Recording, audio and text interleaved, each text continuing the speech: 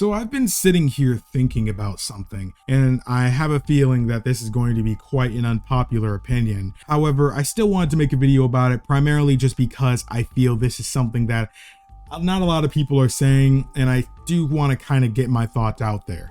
Feel free to let me know if you agree or disagree in the comments, but you should like the video before, hearing things out. That way, Okay, so I think with as great as Sonic Frontiers is seeming to be, I am not necessarily worried about the game. I just have some expectations set for the game in my own head that I feel if they try to go against this, it will lead to a not as polished game. Now, the game is still pretty far off. We still do have quite a while for it, more than enough time to finish up development and added polish. However, again, I do feel one of the biggest reasons that Sonic has felt so not good recently is because a lack of focus. And I think they go so hard with the ideas that they don't actually work to make them actually work. If that makes any sense. They're not trying hard enough to actually make the ideas they implement work properly for the initial concept. Things like Sonic Forces is one of the biggest, offenders of this. Sonic Lost World is also an offender of this. It's trying too hard with the idea of what Sonic Lost World and what Sonic Forces tried to be, and they didn't try hard enough to put the effort into making them work and working just as well as any other game would. And that's the thing about Sonic. They go too hard on being ideas people. Now, getting into Sonic Frontiers, this is the same thing. I don't think that they should have multiple playable characters in Sonic Frontiers. Look, hear me out first. Hear me out. Again, I kind of just talked about it, but the main reason I'm saying this is again because of Sonic's issues with consistency. And I'm not necessarily saying that this can't easily be fixed, just be consistent, but that's an easier said than done kind of issue. And that's something that I feel Sonic needs to really focus on. Games like Sonic Adventure 1 and 2, I feel did it a lot better than games afterwards tried to do. And I'm not necessarily just talking about other playable characters. I'm also talking about their ideas when executing them in their games. But I do feel in the characters concept, I felt that Sonic, Tails, and Knuckles were all really well done characters in Sonic Adventure 2, as alongside all the other playable characters, despite, being kind of similar to each other, depending on the side you're on. It's still, I think overall that made it more consistent.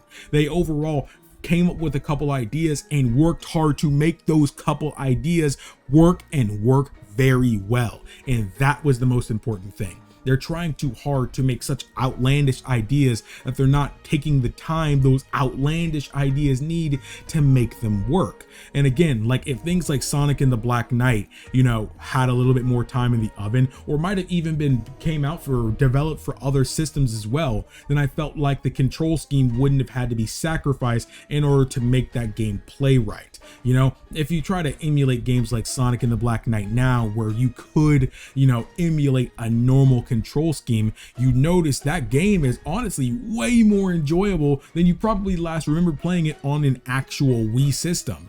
And again, it's not necessarily just because, the controls themselves suck, but it's also, inconvenient. Swinging around and honestly just kind of feel like, I don't know what I'm doing. I'm just flinging it around and it's working. But if you actually go in and develop the combat system with intricate controls and thought put behind each action, then you'll have a more rounded system.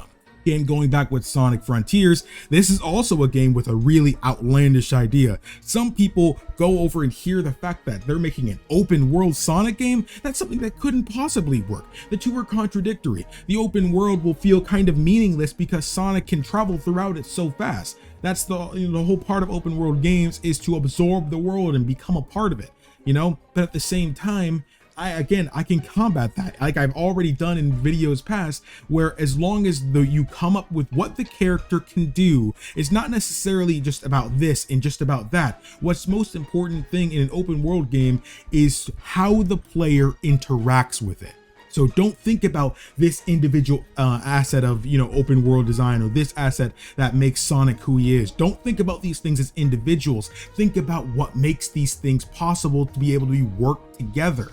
And that is how you will make an open world Sonic game work. And it genuinely can. I truly feel that anybody is open to have their own opinions on things, but I truly feel that if you think an open world Sonic game can't work, then you are very closed-minded when it comes to game design. Not necessarily saying you have to be a game designer. I ain't a game designer. I've only made, minuscule games that would probably be worth 99 cents on Steam or something like that, mainly just for school. But I'm just saying that as somebody who has been in the game design scene enough and have talked with game developers, I do genuinely think that it's more how these things work together than how they work separately. We already know these things work separately. Sonic has already worked outside of the open world genre. Open world games have worked without Sonic. Now you have to work on what makes them work together.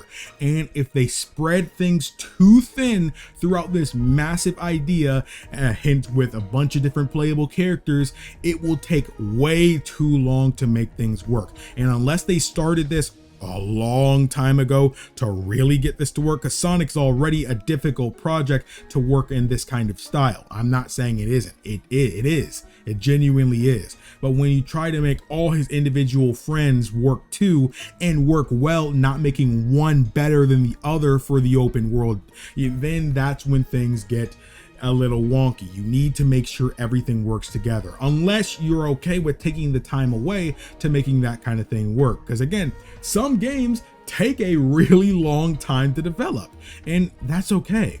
But they're saying they're going to release Sonic Frontiers next year. And I'm assuming they've been working on it for a while, probably shortly after Forces, but as long as they had enough time to make it work, I'll take it. It's not necessarily saying I hate Sonic's friends or anything like that. I love them, but I don't want them in the game if making them in the game has to neuter what the game can be. That's not a sacrifice I want to make. But what about you all? Do you all think that Sonic Frontiers should include Sonic's friends, or do you think it should just be a more focused adventure with just Sonic and how he interacts with the world? Let me know what you all think in the comments below. Are you guys interested in Sonic Frontiers? The trailer looked pretty good, but I do wish we saw a little bit more. Let me know your thoughts in the comments below, and if you love Sonic the Hedgehog and want to see more videos on him, let me know down in the comments below, and especially with the like button and subscribing. I really appreciate all the support you guys are giving me. Thank you all so much for watching. My name is KingdomAce. Remember everyone to play some games, have some fun, and enjoy your day today.